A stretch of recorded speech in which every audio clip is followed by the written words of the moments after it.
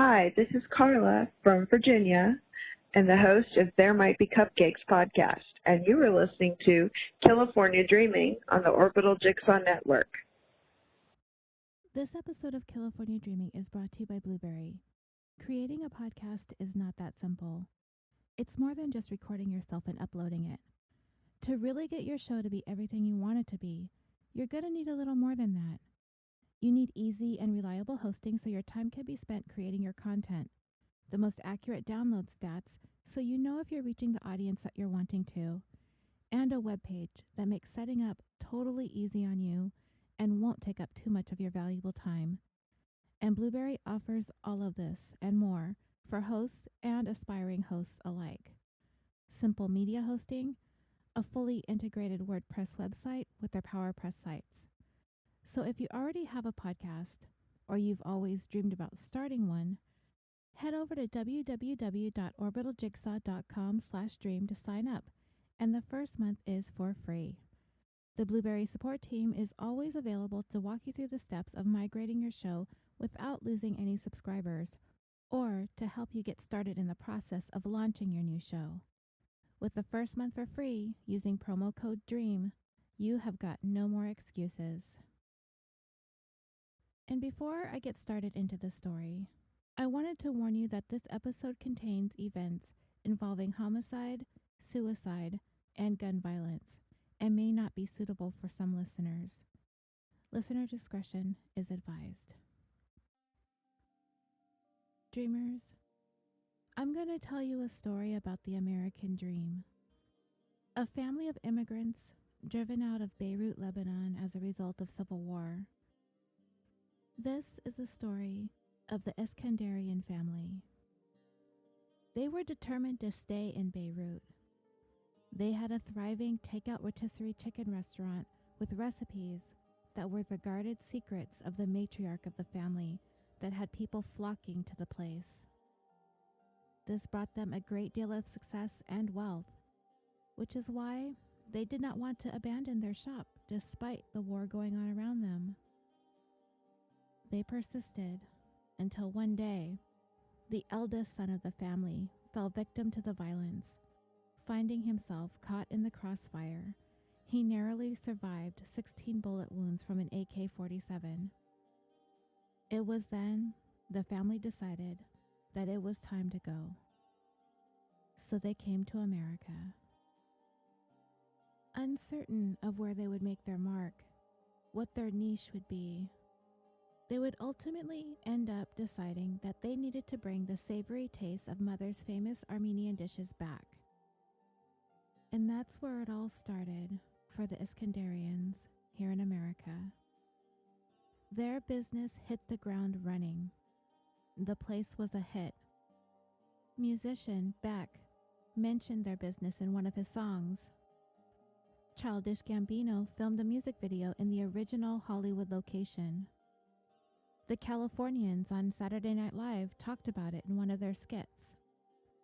Larry David called it Palestinian chicken so good it could end the rift in the Middle East. Man vs. Food called the place a can't miss. So unless you're from Southern California, and unless you are a foodie, then you've probably never heard of the place. And it's likely then you may not have ever heard the story that I'm about to tell you. It's a story about family, honor, greed, and betrayal. In today's 55th episode of California Dreaming, the tale of the Pasha. In Armenian, Pasha means prince. Medeiros Iskenderian resided in a beautiful home in the hills overlooking the Southern California community of Glendale. He lived there with his wife Rita, who had been in love with him since just before becoming a teenager. He had immigrated to the United States and began his own business, a chain of rotisserie chicken restaurants that people raved about. His secret? His mother's signature garlic paste. It was all about the garlic paste. That would be the key to the success of Medeiros' empire, an empire he named Zankou Chicken. All of the major food critics raved over the place.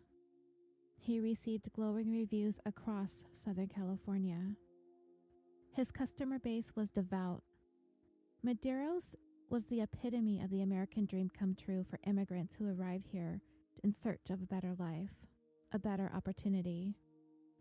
And it would eventually become his dream to see Zankou Chicken restaurants across the country. But his hopes of seeing that happen were slowly slipping away.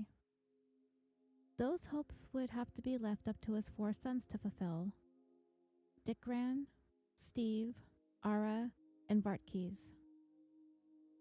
At the age of 56, Medeiros was dying of cancer, and with his death imminent, he told them it was going to be theirs to pursue, to make the dreams of Zankous across America come true. The cancer was swift, and it was aggressive.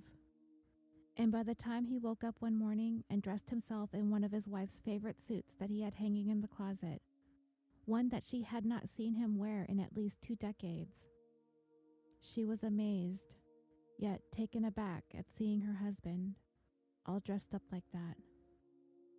In that one moment, it felt as if the cancer that was slowly claiming his life had taken a reprieve. But she knew. She knew he was close to being gone.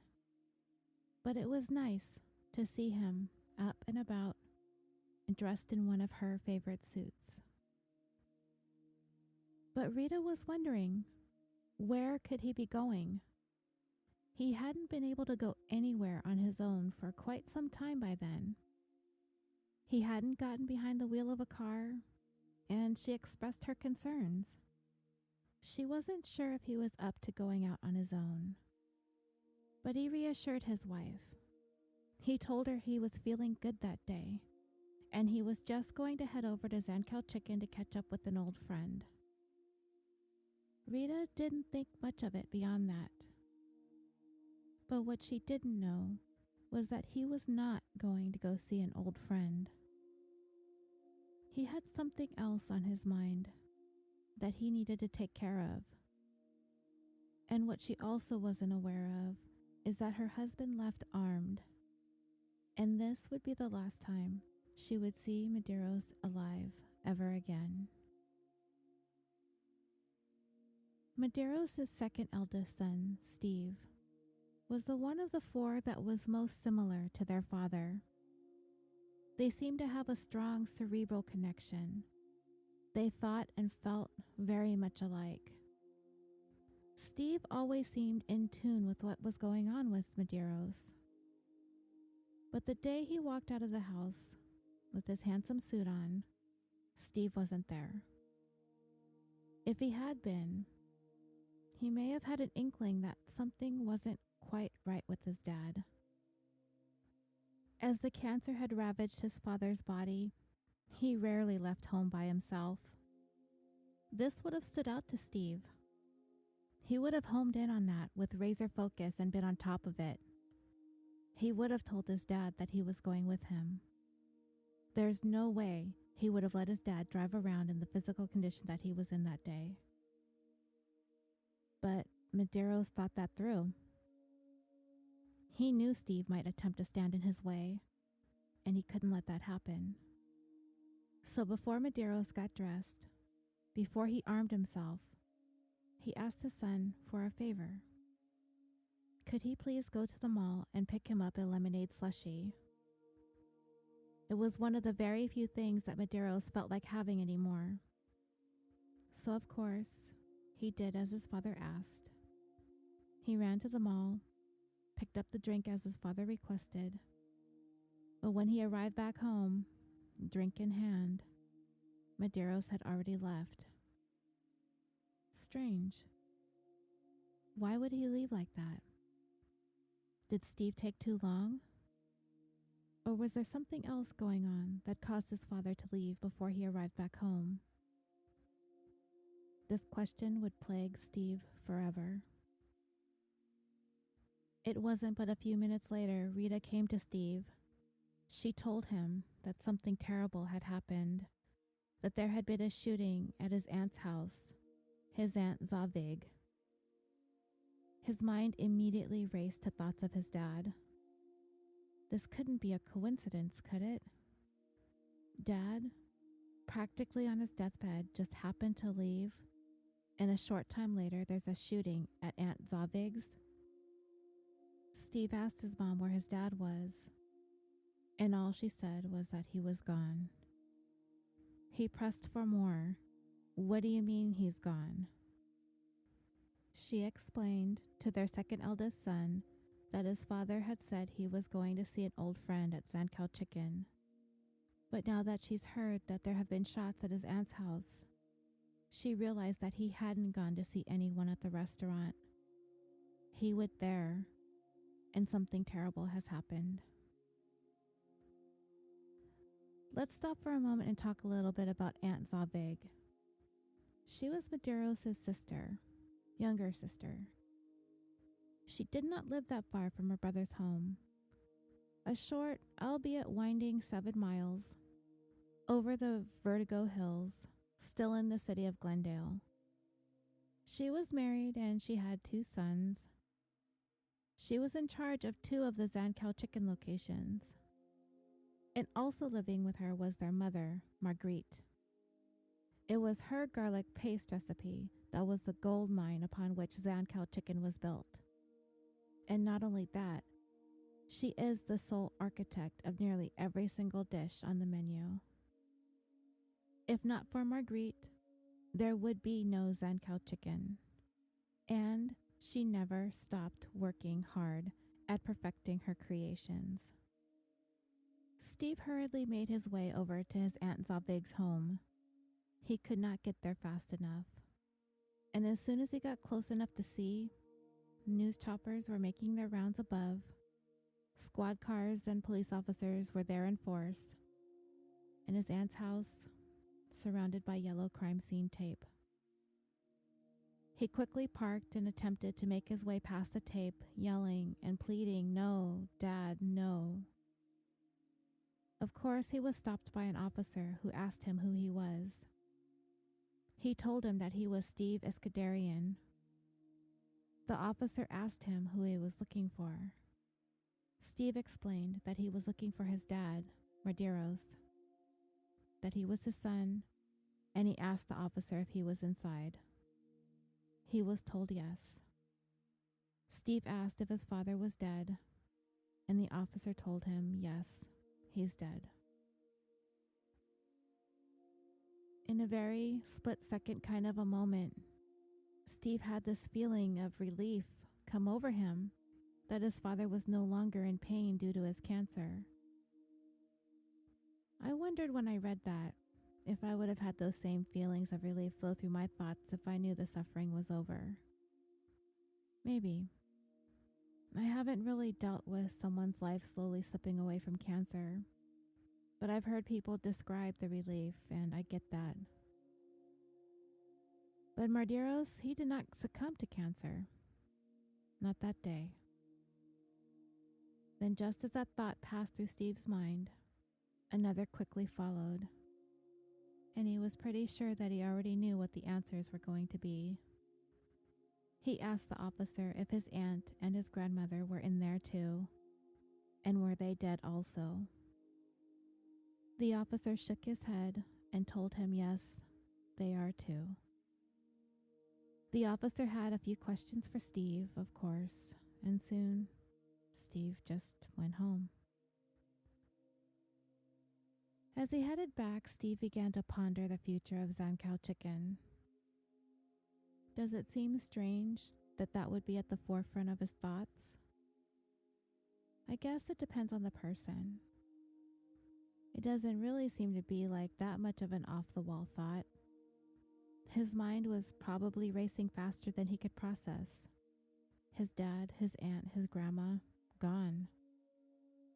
They were the epicenter of the business. It was all them.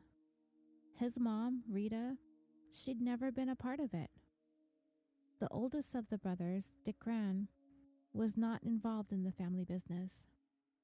He had gone off on his own, a born-again street evangelist. The next brother, Ara, struggled with addiction, and the next brother, Varkis, was only 17 at the time, and he was kind of a pothead, but he still had a good head on his shoulders for the most part. And Steve himself? He had some serious issues of his own. 3 years before his father's death, he was actually facing charges of opening fire on a sex worker as well as her pimp. He was looking at the possibility of life in prison. But I will tell you more about Steve's troubled past a little bit later. He then thought about his 2 cousins, the 2 sons of his aunt. They could certainly run the business, but Steve was pretty sure that they would not want to work shoulder to shoulder with him, or his brothers for that matter, considering what his father had done. To himself, he kept asking, "Why? Why, Dad? What have you done?" There is this thing called a mote, or a moti. I don't really know how it's pronounced, in Armenian, and it means shame. And there is hardly a thing more shameful in this world than for a son to kill his own mother. For Armenians, for many, many cultures, it's a disgrace, yes, and it's inexplicable. For Medeiros, he celebrated her as though she was royalty. She was held in high regard as the matriarch of the Iskenderian family. He honored her, so why? How could this story of mother and son have come to such an end as this? An end so violent? We are going to have to take a look back to trace the path of how all of this culminated in this emote. Magritte, for the better part of a quarter century, all the while that they were in the United States building their Zankou Chicken empire, she resided in the home with Medeiros, Rita, and their 4 sons. She was even given the master bedroom of the home. And she always worked. She was always a part of the daily operations at Zankou Chicken. She was very hands-on. Every single day, she was a cook. She would arrive home at the same time in the afternoon, and every afternoon, her daughter-in-law would be there to welcome her home. Every single day for 25 years. But one day, after all those years of the same day in and day out routine, why would she move out of Medeiros' home and opt to move into Zavig's? And then, why did Medeiros ultimately kill his mother, his sister, and then himself? One word, dreamers: greed. And to understand where this family went, we need to first understand where they came from. So let's go back to the beginnings. Late 1960s, Beirut, Lebanon. That is where Rita was raised. An Armenian child growing up a couple countries over in Lebanon. And it was then she first took notice of Medeiros. He was 7 years older than her. He lived across the way from her family, and from her window, she could see into his, and she would often catch herself admiring him from afar. He was hard to miss. He drove a loud car, he was handsome, he easily charmed, and she was absolutely enamored with the older man. And he was a man, and she was still very much a child. He came from a family that spoiled him rotten. They operated the very popular Zankou Chicken restaurant. In an interview with Los Angeles Times Magazine back in 2008, Rita would say of Medeiros, there was no missing him. He always came and went with a big noise. His reputation as a playboy was very bad. Arab girls, Maronite Christian girls, Armenian girls, single girls, married girls. For me, he was the most beautiful guy in the world. Nobody was like him. His smile was gorgeous. His hair was gorgeous. He wore the most beautiful perfume. He always dressed in Pierre Cardin or something. And when he would open his mouth, out came the charm. What more did a young girl want? Well, Rita had very, very strict rules to abide by. She was absolutely not allowed to date, and she certainly would not be allowed to date someone so much older than herself. And there was something else about Medeiros that raised some eyebrows. Some years back, there had been a robbery at a local jeweler and a murder. It was big news at the time because the victim was a member of one of the most affluent Arab families in the country. So this was a huge deal. And it was pulled off by a trio of Armenian men who had inside knowledge of the store and the family. Well, one of those perpetrators was an acquaintance of Medeiros, and he had been welcome to stay at his home, and he would come and go freely. So when Medeiros discovered some of the stolen jewelry hidden in his home, he was taken aback to find his good friend was one of the robbers and killers. This made him very nervous, not only to possibly be associated with the crime itself and to possibly get in trouble for it, but that his friend had been living this kind of double life and he had no idea. At least that's what he's maintained. He ended up testifying against his friend as well as his two accomplices at trial, and ultimately landing all three of them in prison. Medeiros was well aware that because he testified against them, and was a critical part of them being sentenced to prison, that this meant that they would be seeking vengeance. So, from that day forward, Medeiros always carried 2 handguns with him at all times. As Rita got older, she grew into quite the stunning young woman. And of course, Medeiros would take notice. The two of them began having secret rendezvous. Her parents just could not know. They fell in love, hoping to keep their clandestine relationship a secret for as long as they could. But there's always that one busybody neighbor that has to ruin everything, right? That's what happened to Rita and Medeiros. A neighbor saw them together and reported them to her mom. It exploded into this raging feud. To Rita's parents, this was immoral and shameful to the family. Eventually, however, they had to relent. They could see that they were not going to be able to keep the young couple apart. And so, in the midst of the 15.5 years-long Lebanese civil war, the two were married. Rita was 19 and Medeiros 26. They lived above the Zankou Chicken that the family operated. It was named after an Armenian river located in what is known as Beirut's Armenian Quarter. It was a 2-bedroom place. One room was for the couple, and the rest of the place was shared with Medeiros' parents and his sisters, 2 of them, as well as his maternal grandmother, who, by the way, was a survivor of the Armenian genocide. Okay, so I want to pause the story here for just a sec because, full disclosure, I was not very familiar with the Armenian genocide, and I can't even recall ever learning about it in school or in college. So I took a quick look at its background, and I wanted to share a little of what I read in case some of you listening aren't familiar either.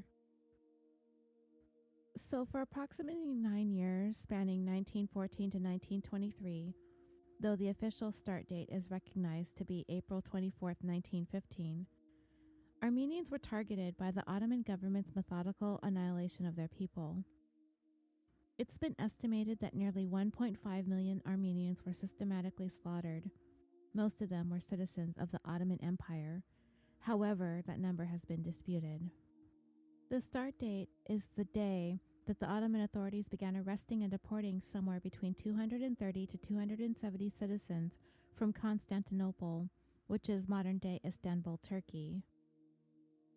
Their main targets were thinkers, scholars, and leaders. Most of them would ultimately end up being murdered. The Armenian genocide commenced during World War I and continued for several years after the war ended. There were two significant phases of the genocide: the killing of the able-bodied men through mass killing. Subsequent to that, the women and children and elderly and non-able-bodied citizens were forced into deportation marches into the desert. And as they were being forced to trudge forward by the military, they were often overcome by the deprivation of sustenance, food and water. They were robbed, the women were raped, and sometimes they'd just be massacred. They were burned, drowned, and poisoned to death. And this is what Medeiros' grandmother had survived. And it was because of this genocidal event that the Armenians who had been once indigenous to the area, this is the event that caused their communities to spread and flourish in all parts of the world. Today, the Armenian genocide is considered to be the first of the modern genocides, and it is second only to the Holocaust as the most studied cases of genocide. However, to this day, Turkey denies what took place as a genocide, despite being called upon to recognize it as such. As of now, 29 countries officially recognize the mass killing of Armenians from 1914 through 1923 as a genocidal event. Okay, so back to the story. They all lived above their Zankou Chicken business. The place wasn't a sit-down style restaurant.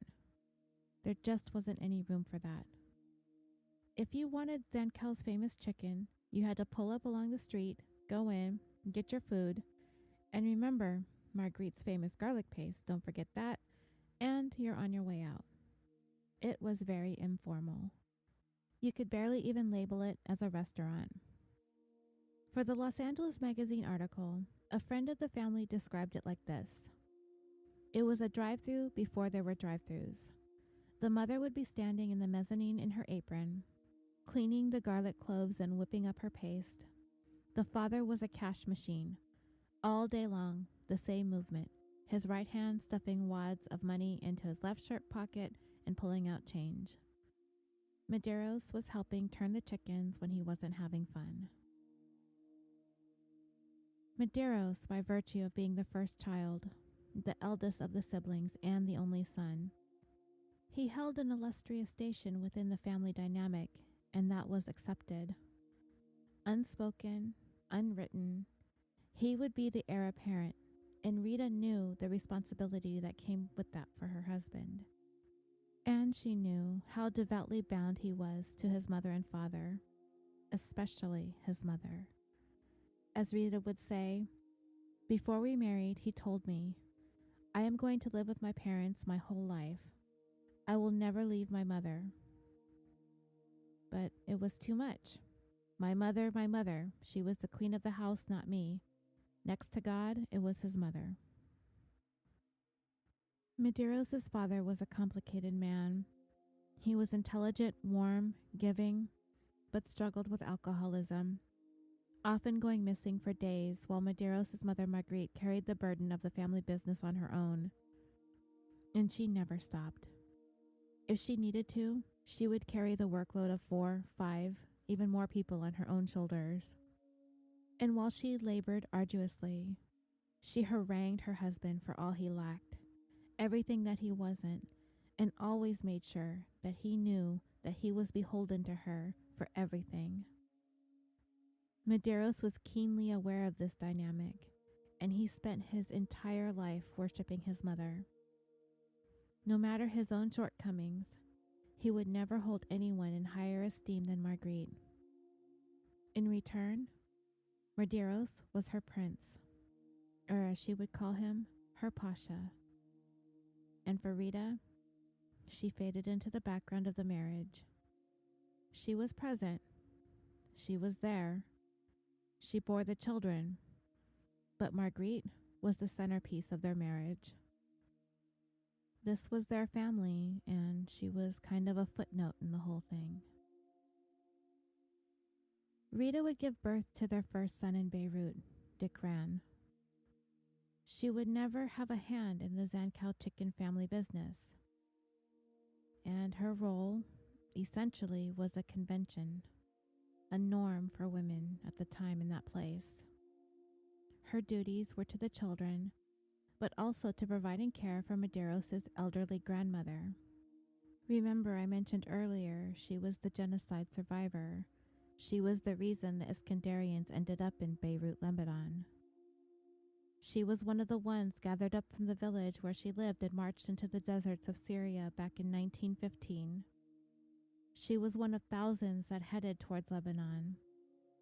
There, they would build a new Armenian community, and they were strong. And with their arrival in the area, it gave the Christian Arab community a small boost over the Muslim Arabs, who, if not for the arrival of the Armenian genocide survivors, would have had control over Lebanon. However, the religious and political tensions would boil over in 1975 as the country would fall into a 15-year-long civil war. Tens of thousands of people were displaced, and more than 1 million would make mass exodus from Lebanon. But Zankou Chicken was the Iskenderians' cash cow, and they weren't the only business owners whose entire livelihood was ingrained in the Armenian community in Beirut. So they stayed put, determined to not let civil war force them out of business and out of the country. The Iskenderians decided to invest the money they made from Zankou Chicken into real estate. They purchased properties and rented them out for income. But something happened that led the family to decide that they needed to go. In 1979, while relaxing in front of an empty business storefront, just up the street from Zankou Chicken, Medeiros was caught in the crosshairs of a quarrel between two men. They had driven past him, each one on a motorcycle. Their faces were obscured by masks, and each one of them was holding in their hands an AK-47. They came back around and opened fire, striking Medeiros 16 times. Being hit with 16 rounds from an AK-47, it's miraculous that he survived, but he did. So the Iskenderians packed it up and headed to America, California specifically, Southern California to be exact. Medeiros spent a lot of time studying his new surroundings. He would go walking, looking around, taking it all in. He would drive his car around, checking out every city, trying to figure out which was he going to call home. Whatever specifics he was looking for, I can't say for sure, but something about it needed to jive with him. He was looking to establish a business. What kind of a business? Not sure yet. What kind of a location? I don't know.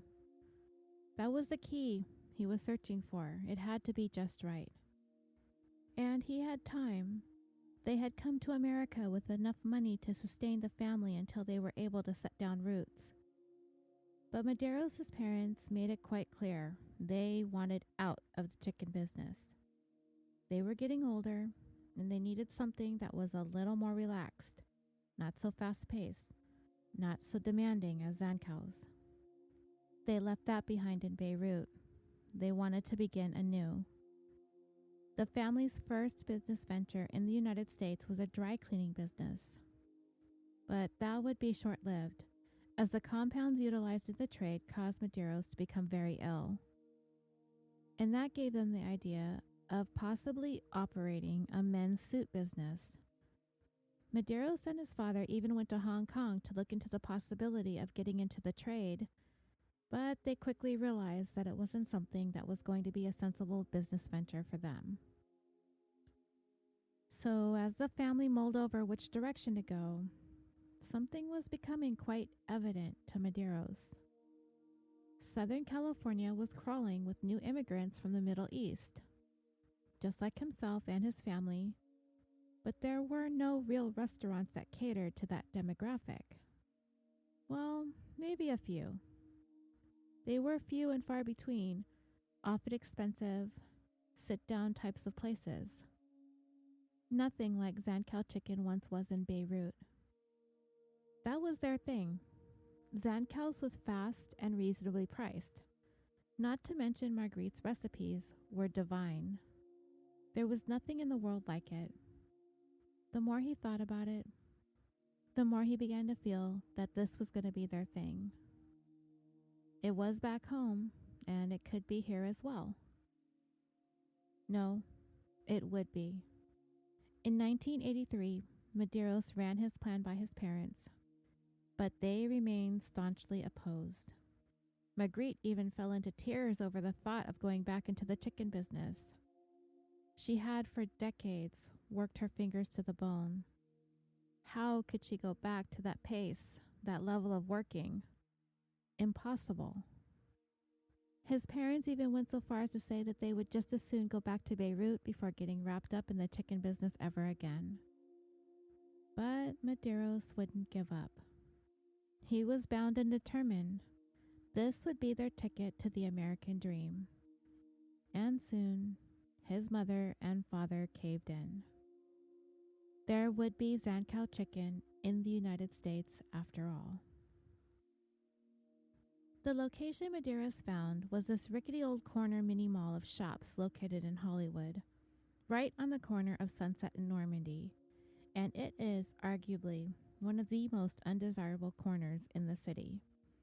But that is where Medeiros saw dollar signs. And the dollars came flying in. When he finally opened the doors to the first Zankou Chicken restaurant in America, it didn't take long for those Middle Eastern immigrants that he knew he would be catering to come swarming in. These were their tastes, the flavors of home they'd been missing. And they were not alone by any stretch. The word slowly spread to the locals, as well as those who came to the area for their Monday through Friday 9-to-5s. It took about a year for Medeiros to find his footing. He put everything he had into this business, and it would soon be paying off. There was something special about the way Zankou roasted their chickens. There was an art to it. The right amount of salt rub, the way you moved and rotated each chicken, the temperature that these chickens cooked at were variable. You would go high, then low, then high again. And the result was the kinds of tender, mouth-watering chicken that became the talk of the town. And let's not forget Mom's signature garlic paste. How in the world did she make this spectacular creation? It was unlike anything anyone had ever tasted. But it was a secret. A closely guarded family secret. People tried to guess. They probably tried to imitate it. But nothing of the sort would be happening. The only person who could create it would be Medeiros' mother. All of it came of her hands, and her hands alone. And the foodies and critics raved. According to Los Angeles Magazine, the LA Times called it the best roasted chicken in town at any price. Zagat would anoint Zankou's as one of America's best meal deals. And critic Jonathan Gold called the chicken superb, and nothing in heaven or on earth compared to this garlic paste. And before they knew it, the Iskenderians were raking in the money hand over fist. They were achieving the American dream. And Medeiros was ready to see Zankou Chickens begin opening up other storefronts. He did not want to be limited to just one Hollywood location. They've struck gold once. Why not do it again, and again? But his mother and father, they weren't exactly on board with that idea either. Remember, they resisted the idea of Zankou Chicken in America to begin with. They could not envision any more than what they were already shouldering. But true to Medeiros' form, He refused to take no for an answer. He remained steadfast in his vision of what Zankou Chicken had the potential to become. So finally, this time, instead of giving in to the demands of their son, the family came up with a compromise of sorts. Medeiros would have the task of bringing Zankou Chicken locations across the Southland. And whatever happened at any new locations he developed, win or lose, those were his to take if they worked or to eat if they flopped. For their part, his parents and his two sisters would have sole proprietorship of the existing, the original, the one that started it all on that rinky-dink corner in Hollywood. Medeiros was certain, no matter where he would erect a new location for Zankou Chicken, success would be certain, so long as he had the magic of his mother's garlic paste in his pocket. And he would. She would continue to make her signature condiment for any and all restaurants. Zankou Chicken would not be Zankou Chicken without it. There would even be a little bonus for his sister Zavig. She would be on his payroll to manage a couple of his new restaurants. To him, it felt like a win for everybody, and everybody seemed to be in agreement. And all would remain the same on the home front. Before long, the patriarch of the family, Medeiros' father, passed away, and Medeiros quickly ascended to that role. It was the natural order of things, being the eldest and only son. But did the family see him in that light? Not sure. By custom, by tradition, perhaps. But they were in modern America. There might be a culture of hierarchy among some families, but it seems like the best way for things like this to be handled in a situation like this is for the parents to lay out the distribution of an asset as they see fit prior to their deaths. Mother and father, in order to avoid legal wranglings, would need to have had likely been given some sort of sound legal advice from a third neutral party. And if father were to precede mother in death, as he did, then the mother would be tasked to make sure things are set the way that she sees fit, to ensure that there would be no bickering amongst her children if something were to happen to her. But I don't know if they understood these things or not. Medeiros seemed to be the one in charge of much of what was going on, despite needing to have the approval of his mother and father at every turn. It was his drive and his ambition and his vision that brought Zankou Chicken success in America. Without him, this would have never been, but it cuts both ways. And it is likely that Marguerite could not have known. She could not have possibly seen what was seething beneath the surface between her children. And as Medeiros ascended to his position as patriarch, it seemed like he was keenly aware of how the evil green monster known as greed could be lurking all around them. And he always reminded his family that they could never allow themselves to be overcome by this monster.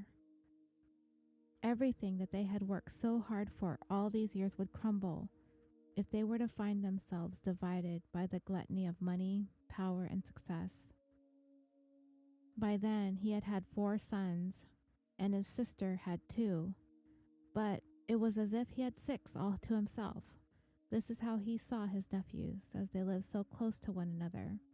They went to the same schools. They were always together. They were like 2 extra sons. And Medeiros insisted they must stay grounded. They must stay focused. And they must keep their heads on straight. And there will forever be success for everyone. And their boys were as pampered and spoiled as you can imagine the children of a successful restaurateur would be. But dreamers, you will come to find, like in other stories you've heard about hard-working immigrant parents making a successful go at it in America, raising their children to have the best of the best and everything that they never had, and that often comes back to bite them in the butt. The Menendez brothers immediately come to mind. However, it wouldn't be quite that bad for Medeiros' boys. but they still are an example of too much spoiling, not enough raising them to successfully launch into adulthood. And we will talk about that. So Medeiros' next location would be a place that became a hot spot for Armenian immigrants who came and made Southern California their new home, Glendale. They came from Iran, they came from Beirut like the Iskenderians, and they came from Armenia too. He chose a bit of a nicer corner mini mall to open the second Zankou Chicken. When number 2 began making the kinds of money to pay for itself, and then some, along came number 3 in Van Nuys. And in short order, number 4 opened in Anaheim, and 5 in Pasadena. And the Iskenderians, their lives were lavish.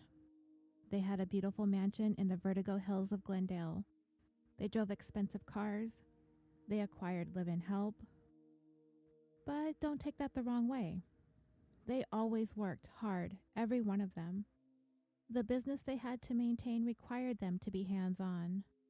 Sloughing off the work to anyone else was not an option.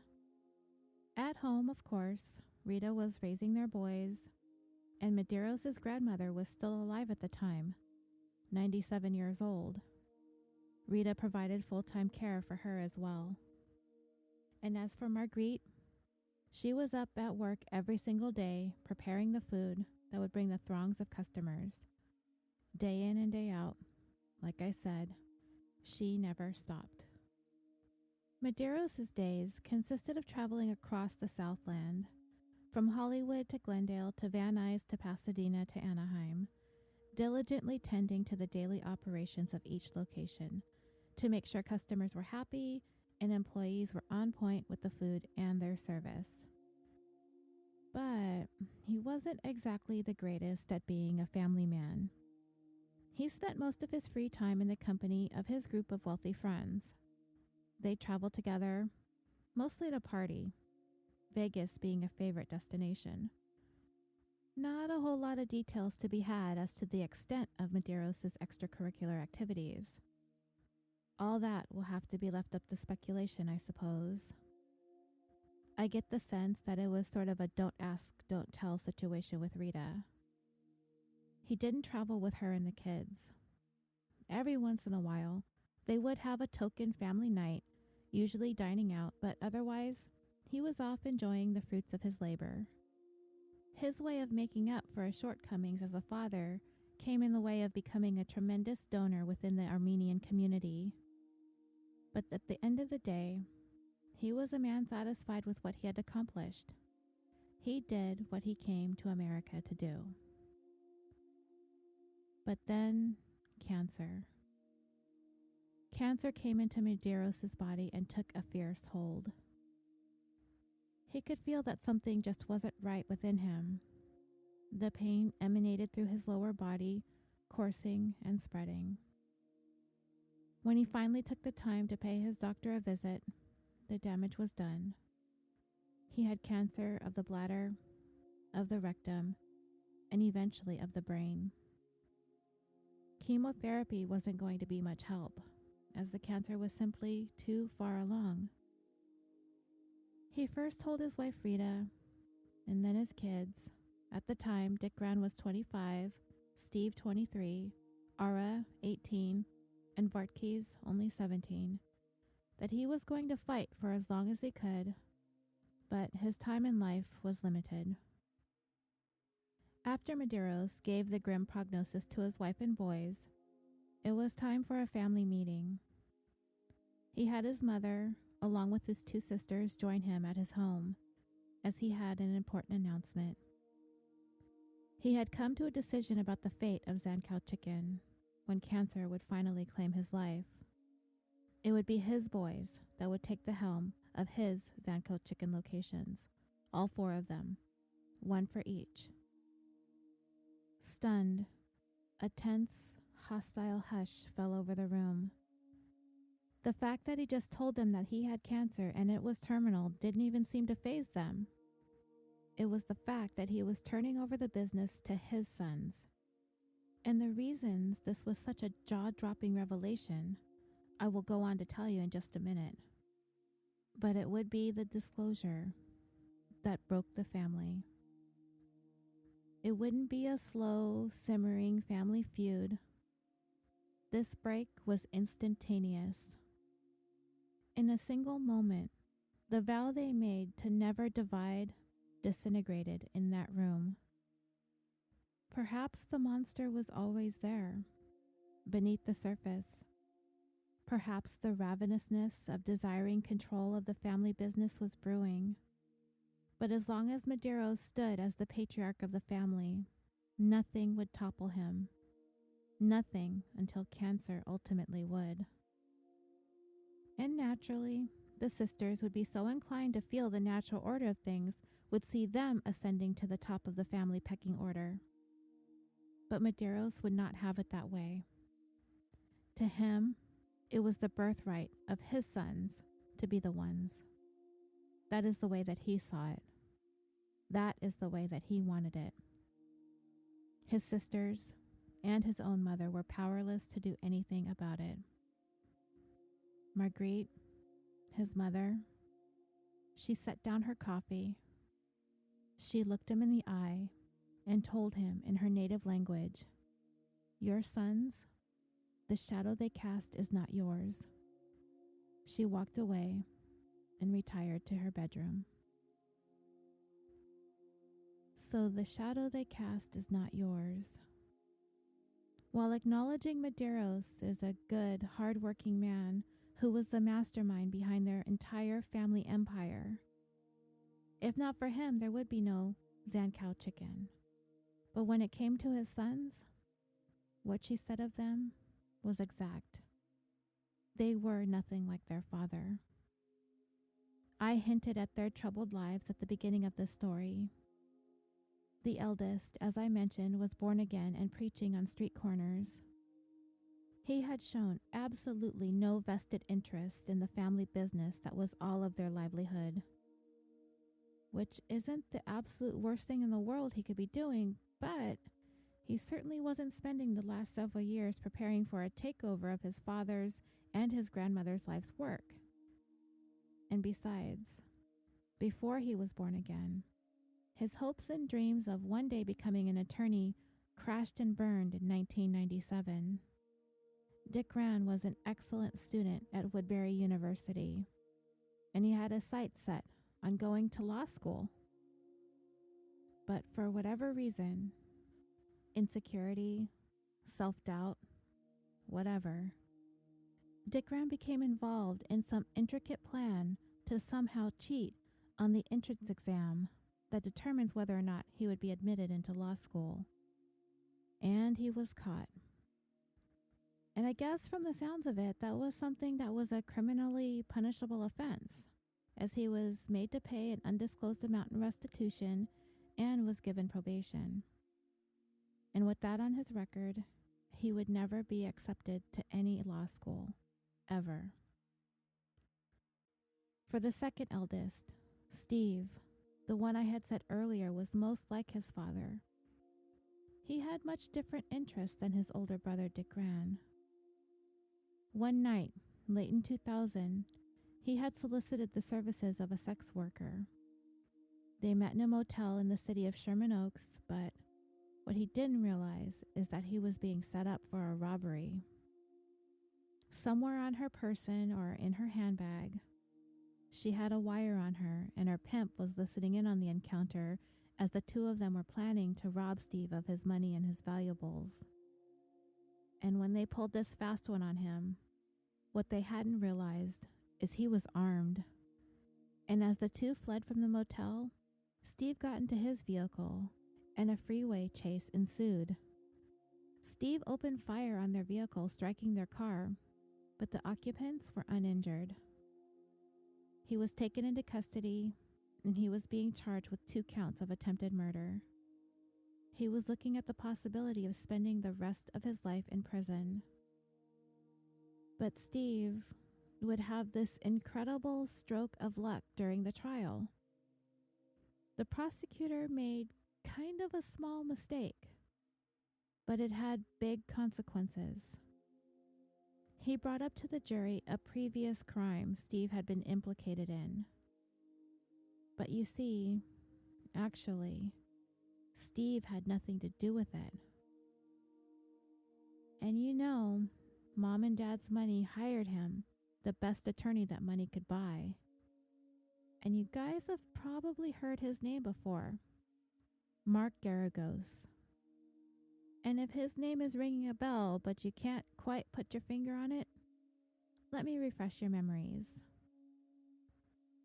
Garagos' first prominent client was Susan McDougal, a former business partner of President Bill Clinton, convicted of charges stemming from the Whitewater scandal. Garagos ended up securing her a presidential pardon in January of 2001. He also won her a not guilty verdict on embezzlement charges in Los Angeles. In 2002, Garagos represented actress Winona Ryder when she was charged with shoplifting from a store in Beverly Hills. She was sentenced to 3 years probation and court-mandated counseling. In 2004, Garagos was attempting to represent both Michael Jackson in his child sex abuse case, as well as Scott Peterson, who was facing the death penalty, charged with murdering his wife, Lacey Rocha, and their unborn son, Connor. You can imagine that the workload for both of those high-profile cases was tremendous, and ultimately Jackson would replace Garagos as his attorney, and Peterson would go on to be found guilty and sentenced to death, both of those failures on the part of Garagos. In 2009, he represented Chris Brown, who was facing assault charges when he famously attacked Rihanna, and he currently represents singer Pasha. So yeah, this was Steve's attorney. And once he heard the prosecutor bringing up a crime that his client had nothing to do with, he immediately objected, and the damage was done. The judge had no choice but to declare a mistrial in his attempted murder case.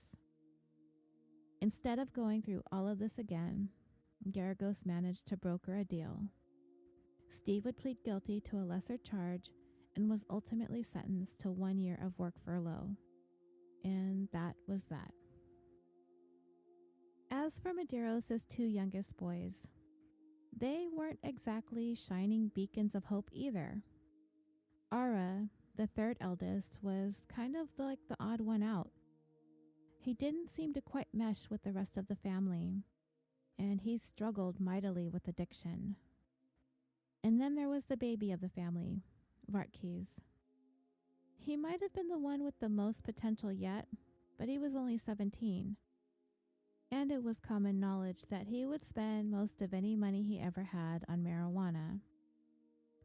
Today, marijuana use, of course, is legal, but back then it wasn't. And even if it was, he was still underaged. And these were the quartet of ne'er-do-wells who were in line to take the reins of the family's multi-million-dollar business. Now does the shock and dismay of Medeiros' mother and sisters at his decision to leave it all to them make sense? Nobody thought that they were capable, not even in the ballpark of capable, of running Zankou Chicken to the standards at which they were set. It was impossible. With them running the business, it would be certain doom. It did not take long after the bombshell he dropped on the family for Medeiros to see that his mother simply was not the same towards him. When she would return from the day's work, she would pass him by as though he wasn't even in the room. He was dying. Her son, her cherished only son, her Pasha, was slowly succumbing to the ravages of cancer, yet she shunned him. Never once did she inquire as to his health, his struggles. He lost his hair, nothing. He dropped in weight, a mere shadow of himself, nothing. His health, his life dwindled right before all of their eyes. Still, nothing. And I don't know if this is true or not, but Rita has said that she did not realize that her husband's mom was dismayed at his decision for his sons to run his 4 Zankou Chicken restaurants. But I kind of wonder, how could she not really see that? Maybe she didn't want to see it. These were her boys. Despite all of their slip-ups in life, certainly they were prepared to step into their father's shoes once he is gone and take their place as the rightful heirs of the business. It's the natural order of things. This is the way it was meant to be. How could their grandmother not see it? Well, I told you why. To the rest of the family, Medeiros' sons were disappointments. Marguerite worked hard every day of her life, as did her son and her daughters. But her grandchildren? No. The work ethic, the drive, the desire, the ingenuity, it simply wasn't there. Rita didn't understand her mother-in-law's chagrin. She didn't want these 4 expansion restaurants anyway, so what's the big deal? Remember, she had sole proprietorship of Zankou No. 1. 2 through 5 were Medeiros'. They were his to do with what he pleased, right? I don't think I need to explain what the implications of his decision would mean for the business as a whole.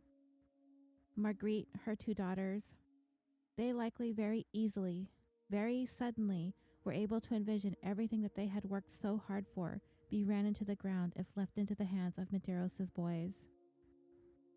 Their reputation as the premier Middle Eastern rotisserie chicken eatery in Southern California would be obliterated. And as the stalemate between mother and son carried on for an entire year, the 2 never so much as uttered a single word to one another. Medeiros felt as though he did not deserve to be treated this way by her. After he spent his entire life catering to her, putting her first, above even his own wife. His time was running out, and he was deeply wounded by how his mother had completely shut him out in the manner in which she was. Then, a strange thing happened. You see, in Marguerite's room in Medeiros' house, she had a picture of herself and her son when he was a young boy taken back in Lebanon. He picked it up and removed it from the frame that it was in, and he tore it in half. For more than 50 years, she was hugging him in that photo, and now it was in 2 pieces.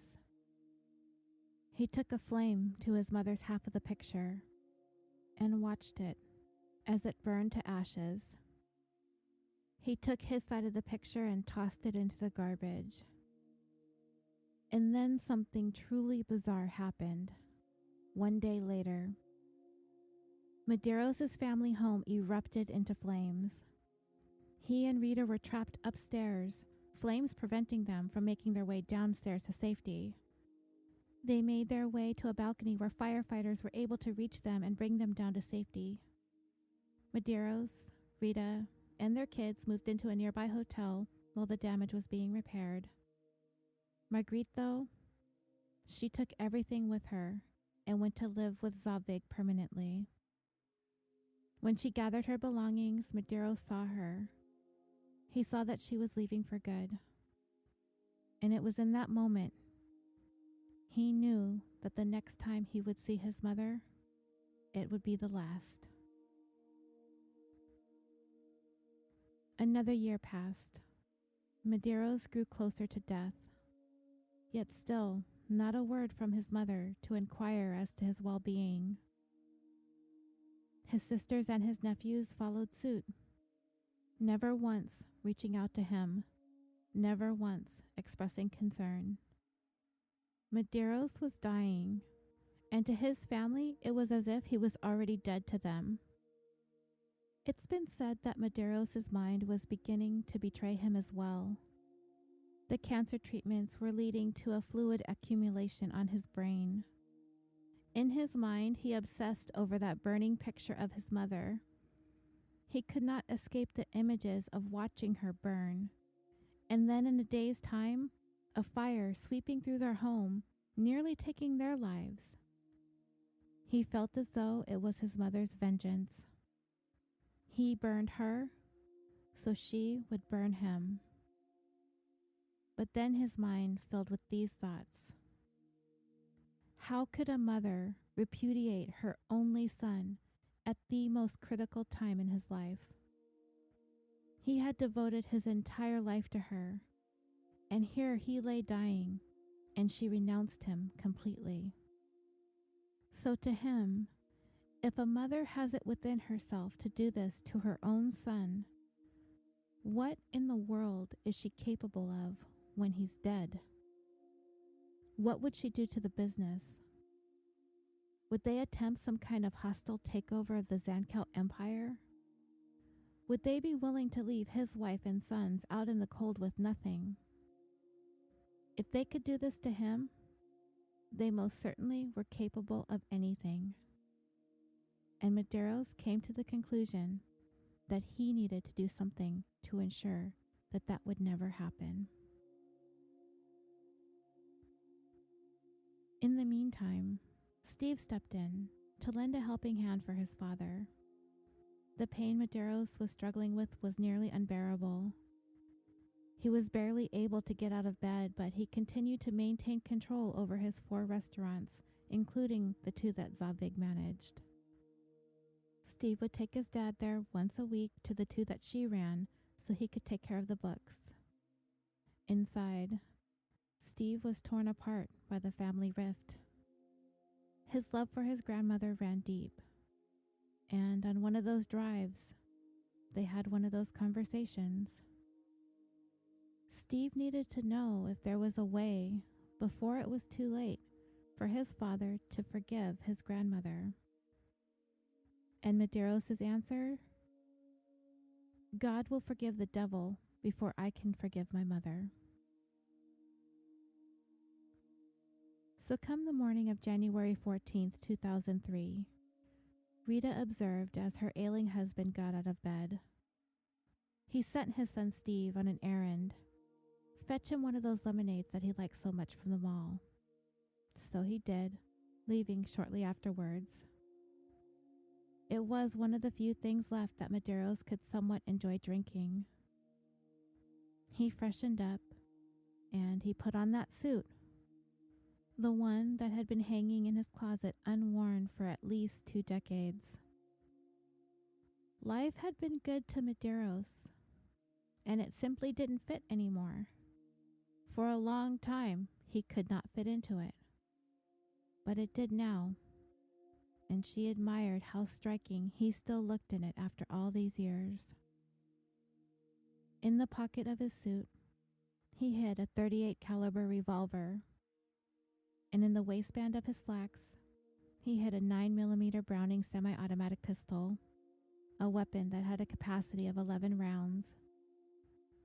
Also in his pocket, 9 more rounds, just in case he needed to reload.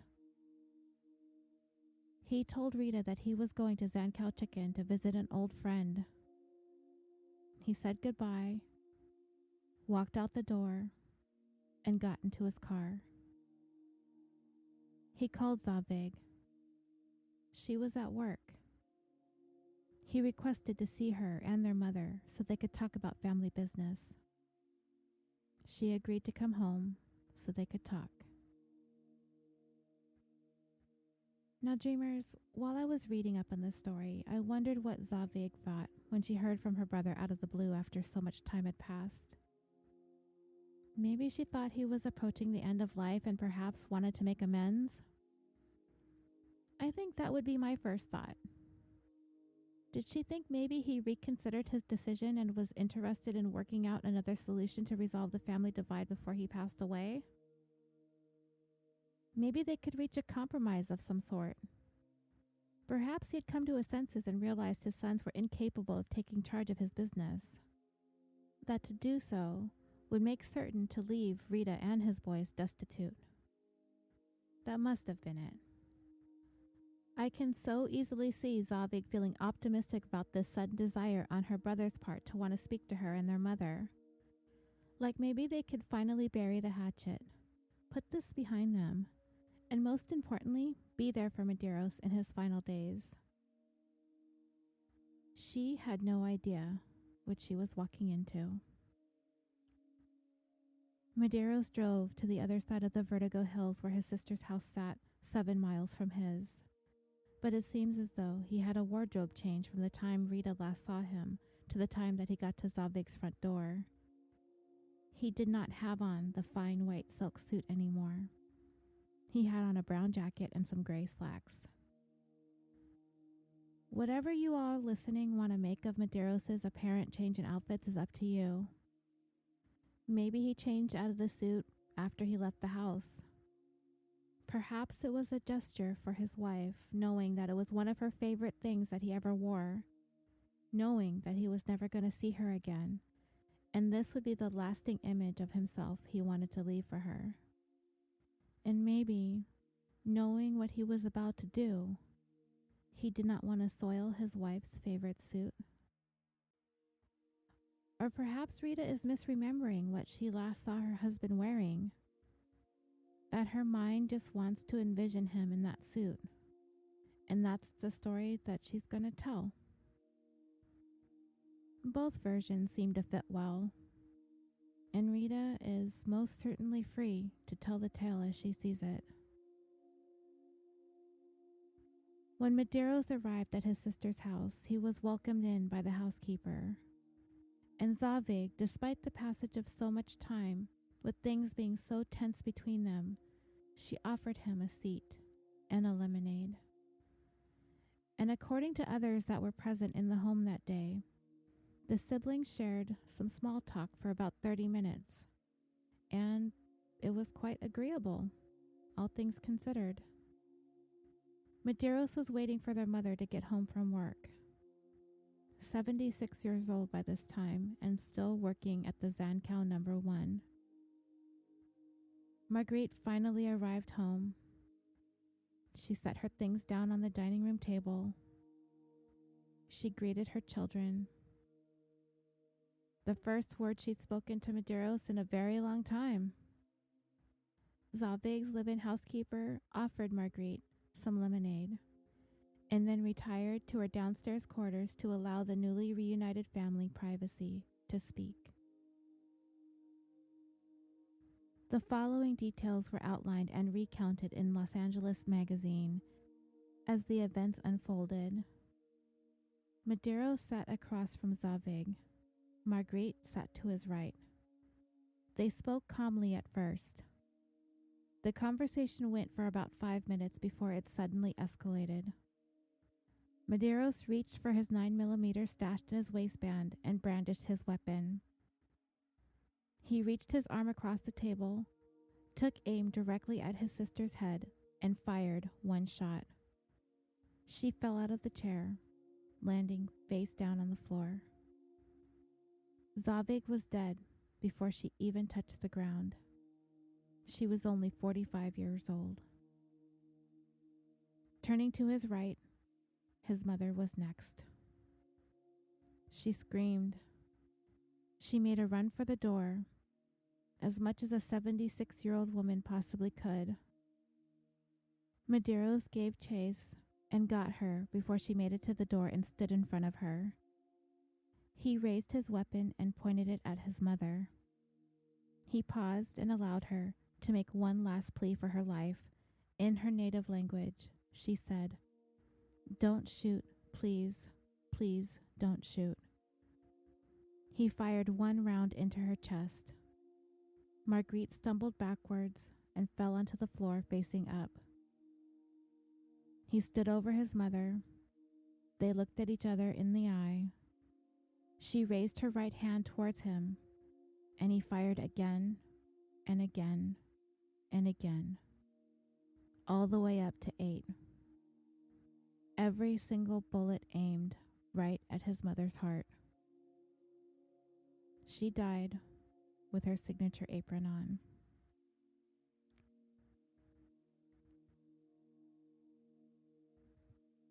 Medeiros took a glance around the room.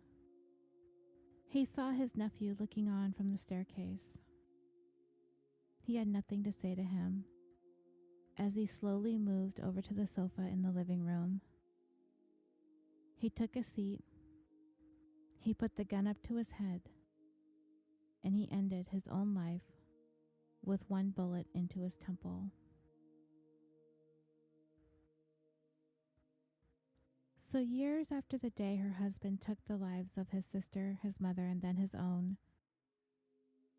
Rita established her own office inside the back room of the Pasadena location. She gazes at her computer, where she has a live feed from every Zankou Chicken restaurant, where she can keep a close eye on each store in the manner in which her husband once had. She watches the outside of the stores. She can see all of the patrons inside, making sure that the employees are doing their jobs to her satisfaction, just like Medeiros had did for all of those years in person. She was now capable of doing it quickly and efficiently from her computer. And as close of an eye as she keeps on the stores, she does the same on her boys. She hadn't forgotten how easily it would be for them to slip up in life. The fate of the business continues to ride on her being able to maintain a stronghold on everything. She was now the matriarch, and she wasn't about to let Zankou Chicken die with Medeiros, Marguerite, and Zavig, as she so put it in her interview with LA Magazine. I didn't have time to cry. I had to get out of bed. I buried him, and 15 days later, I was running the business. I was not a working woman. I had no position, no ground, but I know how important this business is. This is what my husband built. I have to be on top of it. I am doing for him, everything for him. It is a shame that a man of his value has left this thing behind, because he was a man who gave all his soul. He never said no to anybody. What his mother did to him, I cannot explain. What his sister did to him, I cannot explain. Can jealousy explain this? Foolish pride? It's still a mystery to me. In spite of that, there is a subtle resentment about her husband's actions. Sometimes it tips over towards indignation. What Medeiros had done to his family, not just her and their sons, but the entire family, and the dishonor that he did to the family name. Rita has said that she regrets allowing this divide to come between herself and her husband and his mother and sister. She wonders if she could have done more to try to get them speaking again. Maybe she could have been the neutral corner to somehow find a way to repair the burned bridges between them. But she really wasn't going to be able to have time, moving forward, to keep looking back, wondering about all the what-ifs. Rita was going to have more obstacles to overcome, more battles to be fought. You see, Medeiros' side of the family, they weren't finished yet. The stake in Zankou did not die with the deaths of their patriarch and their matriarch and their sister. Remember, Medeiros has one more surviving sister. She has not been mentioned yet in the story. Her name is Hagen. Rita and Hagen, they go way back to their childhoods in Lebanon. They were the best of friends. Through the Civil War that drove them from the country all the way to America, they remained close as ever. When her brothers shot and killed their mother, their sister, and then himself, Rita and Hagen, they leaned on each other for comfort. They continued to stand by one another as all this tragedy was raining down on their lives. Their friendship withstood so much in the past, but it would not withstand this. Not for very long. Because enter into the picture the attorneys. What civil war could not tear apart, civil litigation would. You see, in Medeiros' misguided thinking, he thought he was going to be able to solve all of the family's bickering if he eliminated the problem, his mother and his sister, who were very much hands-on in the family business. He had nothing to lose, as he himself had one foot in the grave as it was. It was only a matter of time before cancer pushed him all the way in. In taking out the problem, he assumed that the business would be left in the hands of his wife and sons. But what he didn't anticipate was for his sister and his nephews deciding to explore their legal options. Throw some attorneys into the mix, and you've got a full-blown War of the Iskenderians. The mess that Medeiros left behind would begin 3 years before any of this ever happened. In 2000, he failed to renew his trademark on the Zankou name. Rita would claim that she assumed that the rights to the name was theirs when they branched off and signed over Zankou number 1 to Medeiros' mother and father and erected the next 4. However, Zavig's sons would have another thing to say about that. They lawyered up, and their attorney drafted a letter and sent it to Rita during probate indicating their intent to contest her claims on the rights to the Zankou name. Rita filed a lawsuit over sole rights to it. The battle of the trademark went before a judge in 2006. But it was all for naught. It was a wash. The judge ruled that the rights to the Zankou trademark should be had by both evenly. And not to be outdone, Hagen and one of Zavig's sons turned right around and slapped Rita with the lawsuit right back, a wrongful death lawsuit. They were asking for upwards of tens of millions of dollars in compensation for the deaths of Marguerite and Zavig. But there's this pesky little thing called a statute of limitations. And in California, a wrongful death suit must be filed within 2 years of the death. And the attorneys they hired dropped the ball and did not file in time. And with that, their lawsuit was tossed out. But Rita never would be at ease that her in-laws were just going to give up and walk away. She was not convinced that they weren't going to do everything in their power to try to win complete control over Zankou. The bitterness, the anger, the resentment, the hurt ran so deep that she was certain that they would stop at nothing to take everything from her. And they were. They continued to get ready for the next battle in court.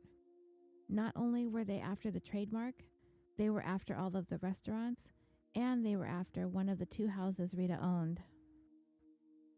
But Rita trudged on, lawsuits flying at her from all directions. She still needed to make sure that Zankou Chicken never lost any of what made it famous. If you would have asked anyone who knew the Iskenderians, never would they have thought that the housewife, mother, and caregiver by design would be the one to step into the shoes of the mastermind behind the business. They would have said you're crazy. There's no way that she could do it. Her boys were probably the most skeptical of all. Even Rita herself was uncertain. But they had to collect themselves. It was either going to be sink or swim. It was in their hands. And they did. Before long, they opened up a couple more locations. And today, there are 9 listed on the website. But there are 2 more run by her in-laws that are not listed. Rita's sons had once floated the idea of bringing in investors or turning Zankou into a franchise. But Rita saw nothing good about that idea. Her philosophy was, and she watched it happen again and again, grow too fast and you self-destruct, as you sacrifice quality for quantity. And Zankou prides itself on being the best in freshness and quality. It started off as a mom and pop, and it remains the same to this day. And yes, the one closest to me is in Anaheim, and I do intend to go there sometime in the near future to get a taste of Marguerite's world-famous garlic paste and rotisserie chicken. But today, in spite of the dark backstory of how Zankou Chicken came to be, it is still going strong, and I cannot wait to try it. So what about the sons? I mentioned their troubled pasts. How are they going to fare in this new reality? While the eldest, Dickran, he seemed to come into his own with it. He stepped up and headed up the marketing strategies of Zankou. He developed all the menus and all the advertising. I actually saw him in a promotional video for Zankou Chicken speaking about the history of the family and the business, and he holds the title as co-founder. The next eldest, Steve, he didn't handle things as well. He was Medeiros' right-hand man when it came to the business. He knew how to run it better than any of them. Remember, he was the one who, at one time, was facing 2 attempted murder charges with the prospect of life in prison. He was most like his father, but he also had his father's shortcomings as well, including a penchant for making poor choices, and was quickly and easily angered. For example, there was a time when Steve wanted to hire a new manager for one of the stores. She was an individual who had a wealth of experience managing big chains like McDonald's. Rita wasn't sure it would be the right fit for the atmosphere Zankou created for its employees and customers. They weren't a corporation. They're a mom and pop shop. That's what the feel of the place was. She did not want to see it turn from something relaxed and welcoming to some sort of fast food machine. Steve felt like Zankou Chicken needed to be more professional, more corporate-esque. And before long, this manager was doing things that just irked Rita. Suddenly, everybody was required to wear a name tag, and she also insisted on hourly sales trackings. It was just too much. This wasn't Rita's way of doing business, and she ended up having to let this manager go. And her management style caused tensions between Steve and his aunt, who was Rita's sister, who, by the way, was 10 years Rita's senior and visually impaired in one eye. She worked at the location where Steve had hired that robo-manager, and his aunt could not stand the woman. And one day, Steve had finally had enough of his aunt's complaining, and an altercation ensued between them.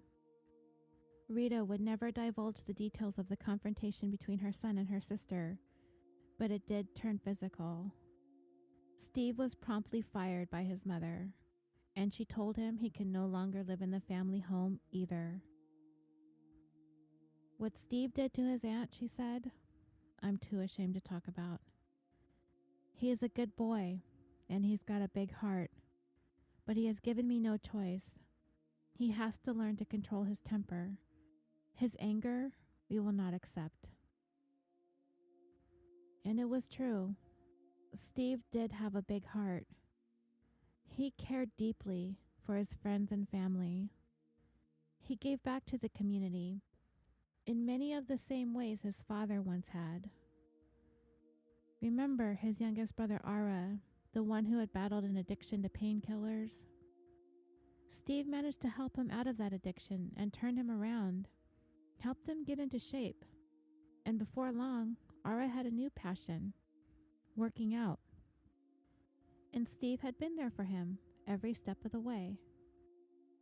But Steve was also aware that sometimes his kindness, his big heart, would be something that people would take advantage of or not be able to completely trust.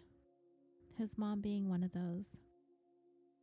His father had a dream of seeing Zankou Chickens across America. The only way to make that happen would be to franchise it out or to court outside investors.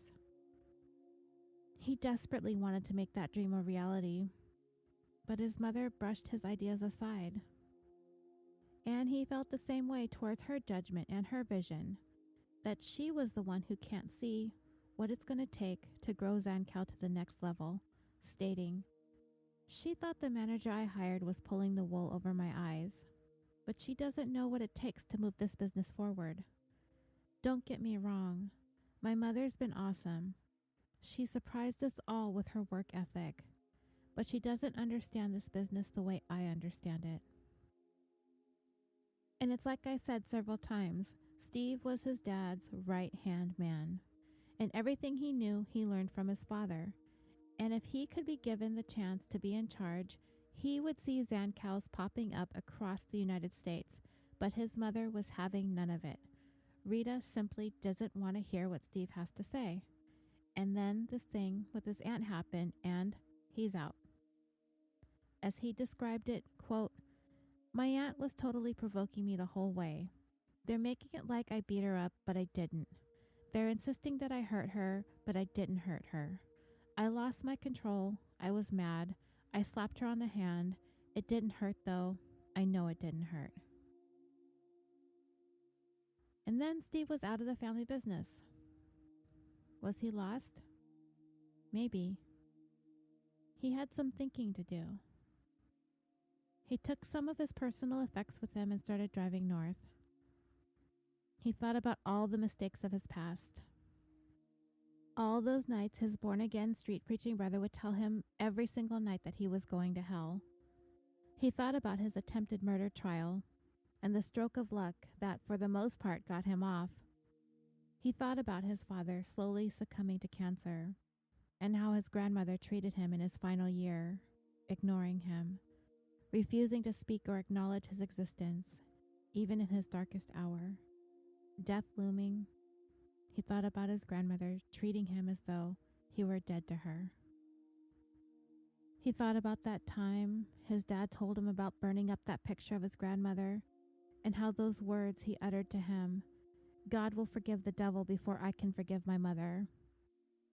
And he thought about the last time he saw his dad, how he sent him for that lemonade and never being able to give it to him. And the fact remained that he was always going to be known as the son of the chicken mogul who killed his own mother, sister, and self. He knew people talked about him as that son. So he figured maybe the best way to cope with that would be to tell the story himself, rather than it be said in hushed voices behind his back. Just tell the story and own it. He hung around the Fresno area for a few days, drinking, wondering if he could see himself living a life far removed from Zankou. But it wasn't in the cards for him. He cleared up his head and began the trek home. And on his drive, his mind flooded with different thoughts of his past. Like when it was time to open the first brand new Zankou Chicken after his father's death, he was in charge of the whole thing. Rita tasked him with setting up the whole place, and he got partway through it. He found the location. All he had to do was get the place built, and it would be all his. But partway through, Steve had a breakdown and fell into a months-long depression. It wasn't until his mother was able to convince him to see a psychiatrist that what was at the core of his depression was uncovered. It was the complicated paradox he found himself in after the day his father murdered his grandmother and aunt. Of the 4 sons, Steve was the one who had been most closely cut from the same fabric as his father. If not for his final murderous act, Medeiros was a driven, ambitious, innovative man who did indeed cast a long shadow. I really don't think his 4 sons combined could hold a candle to their father. But for Steve, it seemed to run deeper for him than the other 3. He was most like him.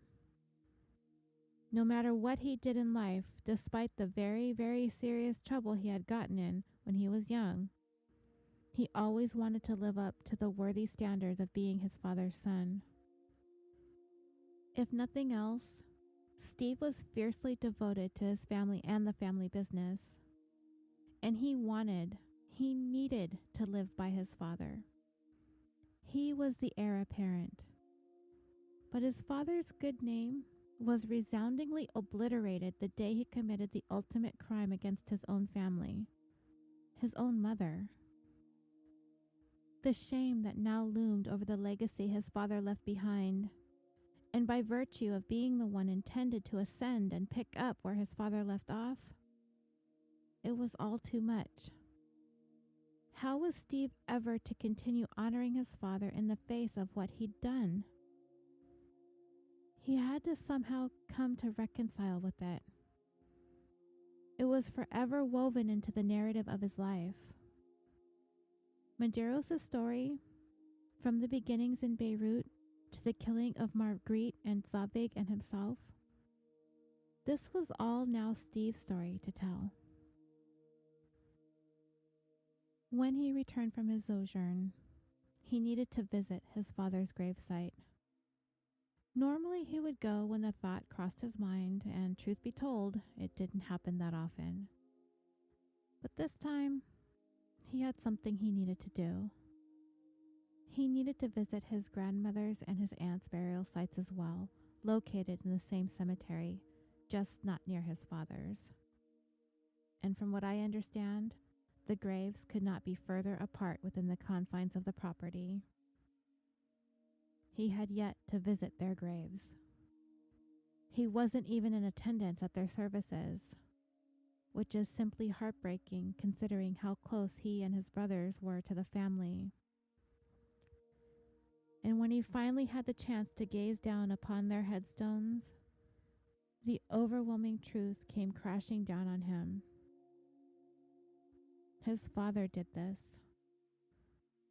He took the lives of his mother and his sister, an act that he had no right to do, no matter what. Medeiros' life was reaching its end, so he had truly nothing to lose. Did he not think of the consequences that this would leave for his family to wallow in for years and years to come? Could Medeiros not see how much worse he was going to make things, as opposed to if he had just died quietly and allowed his family to figure out matters on their own? He was a man whose mind and body had grown weary. Whatever led him to the place to believe that this was the solution can't ever really be understood or justified by Steve or anyone for that matter. His father was a murderer, and there just was no getting around that fact. Steve tried to convince himself that his father wasn't in his right mind when he did this. That when he set out that day to head over to Zavig's house, he had no idea what he was doing. The cancer must have blacked out his thinking, and all of this happened because something else was controlling his father's mind and body. And the reason he took his own life is because when he came to, he saw what he had done. He had somehow found himself in Zavig's home, his sister and his mother dead on the floor, and he became overcome with grief. Steve likes to think that Medeiros sat down, prayed, cried, asked for mercy from God, and then took his own life. But dreamers, I read something interesting. Apparently, the medical examiner who performed the autopsy on Medeiros swabbed his face, specifically underneath his eyes, on his cheeks, looking for evidence that tears had been shed. This is the first time I'd ever heard this being a part of a postmortem examination, but I guess it kind of makes sense. I've heard that those who get into the field of forensic pathology do so out of a desire to tell the stories of the dead. And if that isn't something that is apparent to a prospective forensic pathologist early on in medical school, it will soon become that. In these podcasts that we listen to, we talk a great deal about crime and murder, and it seems like that's all they do. But I've read that murders are really the minority of the investigative work that they do. The bulk of the work lies those who have committed suicide or suffered a drug overdose. When you have the family of a murder victim, they knew their loved one didn't ask for this. Someone robbed them of their life. Finding the manner and cause of death, of course, needs to be had, but the family isn't necessarily going to sit there and wonder about the state of mind of their loved one. They were perfectly fine, at least for the most part, when someone ended their life. But the family of those who commit suicide or die from a drug overdose, they might have more questions, or they might want to know more things. There's no murder to solve, and part of that just might be if their loved one shed tears. And if that's information the family for some reason wants to know, the pathologist can provide them with that information with a simple swab. So for Steve, how would the narrative have changed for him if he had known his father cried when he realized what he had done prior to sitting down and shooting himself in the head? Would it have made him feel any better to know that his father was overcome with sadness during the course of his final act and cried with regret before ending his own life? It might have been made slightly easier, knowing his father had remorse in the end. But he didn't. There were no remnants of dry tears on Medeiros' cheeks. And going to the cemetery didn't really leave Steve with any answers to the biggest questions that he's had that have persisted over the years. How could his grandmother treat his father so cruelly as she had in his last year of life? And how could his father, a man so filled with pride, pass this legacy on to his sons? Steve went back home. He had something to say to his mother and his brothers. Dad wanted us brothers to love each other and always support each other no matter what. We are different, each of us, but we are one. We love each other and we will die for each other. As his sons, we can never let money or outsiders tear us apart. To do less would dishonor Dad's memory. Rita welcomed her son back, her prince, her Pasha. If you would like to read the story of the Zankou murders, there is a very good article at www.lamag.com. Just search for the Zankou Chicken murders, spelled Zankou. It is a really good piece that was written in 2008, a little over 5 years after the killings. And from what I can find online, the business is still being operated on two fronts. Rita and her 4 boys are in charge of the ones her husband started, and Zavig's son and the surviving sister co-own the original one they inherited from their parents. They have slowly expanded, but they have yet to go beyond the confines of Southern California. Because the judge in Rita's lawsuit found that both sides had rights to the Zankou name, they operate them completely independent of each other, doing everything that they can to ensure that the customer finds the exact same quality no matter what Zankou they walk into. For Rita, she spent her entire life building this business with Medeiros. This is hers, and hers alone. But the sons of Zavig, the grandsons of the creator, all feel it's their birthright. And they hope, for the sake of the survival of Zankou Chicken, that someday both sides can bridge the divide and make peace.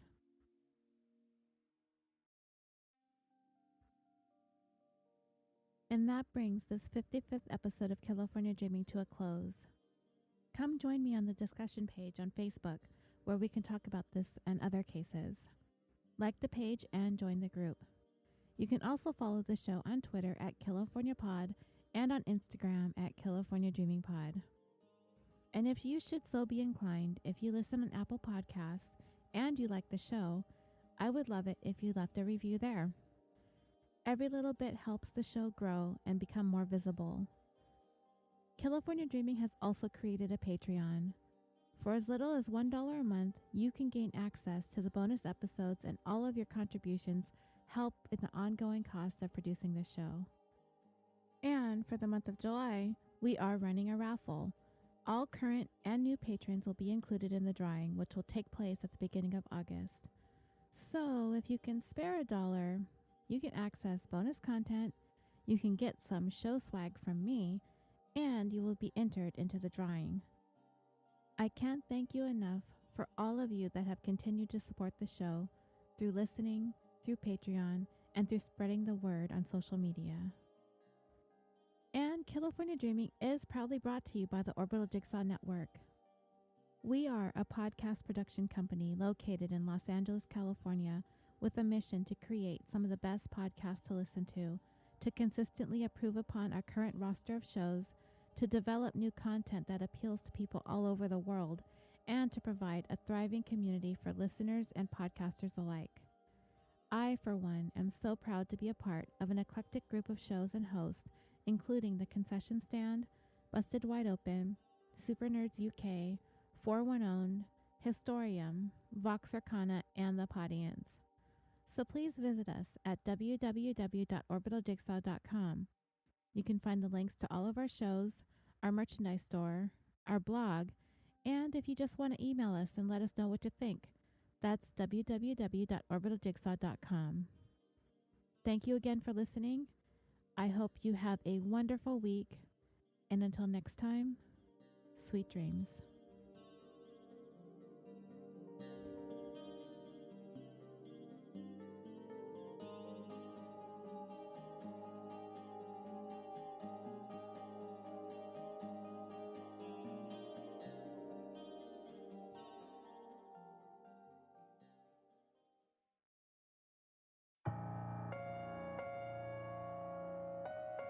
Hey, it's me, Javier, and I'm back with Pretend Radio.